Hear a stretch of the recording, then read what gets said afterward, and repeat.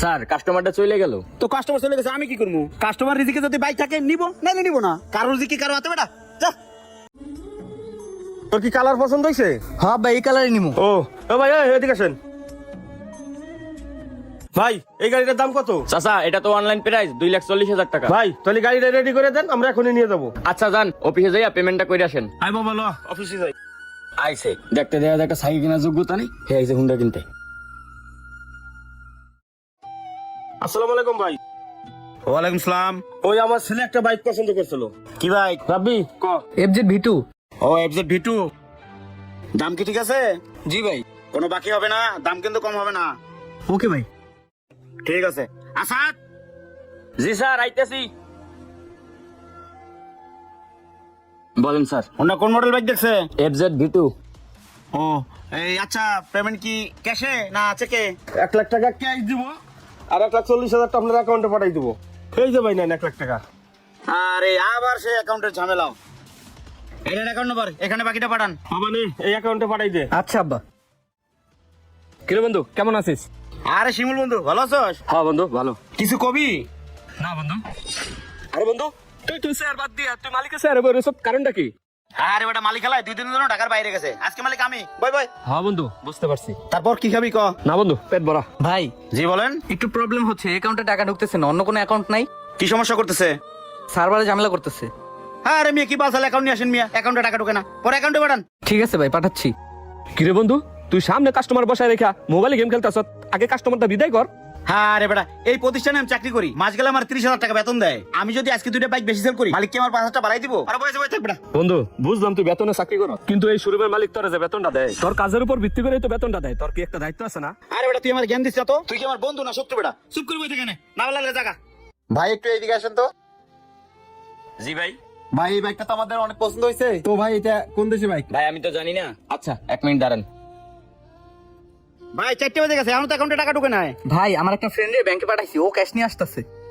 শোনেন ভাই, আজকে আমাদের বিশেষ সরকারি একটা কার্য দিবস, শোরুম খোলা 5টার মতো। যদি 5টার মধ্যে টাকা নিয়ে আসতে পারেন তাহলে বাইক নিতে পারবেন, আনালে পারবেন না ভাই। ওকে ভাই, দেখতেছি। হ্যাঁ দেখেন।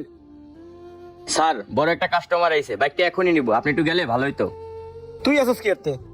তোর কোম্পানি বেতন দিয়ে রাখছে না, যা তুই ডিল কর যা। স্যার আমি একটু কম বুঝি, আপনি একটু গেলে ভালো হইতো স্যার। এই বেটা দেখো না বাইরে আজকে কি গরম পড়ছে, আমি এসে রুমতে বেরোম না। দেখো না কাস্টমার ডিল করতেছি, তুই যা যা। ঠিক আছে স্যার। কতগুলো গর্দব রাখছে বেতন দিয়া।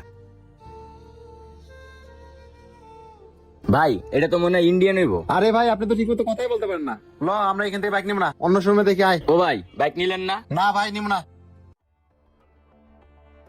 স্যার কাস্টমারটা চলে গেল। তো কাস্টমার চলে গেছে, আমি কি করবো? কাস্টমার রিজিকে যদি বাইক থাকে নিব, নাইলে নিব না। কারো রিজিকে কারো হাতে বেটা, যা। Okay sir.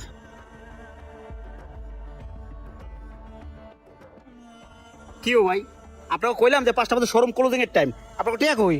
আচ্ছা ভাই শোনেন, অত প্যারা নিয়েন না, বাইকটা কালকে নিয়েন। ওই আসাদ, জি স্যার। আয় লাইট বন্ধ কর। ও বাবা আর 10টা মিনিট ওয়েট করো না বাবা, পোলাটা সকালতে বয়ে রয়েছে, শখ করে আইছে, বাইকটা নিয়ে বাড়ি যাবো।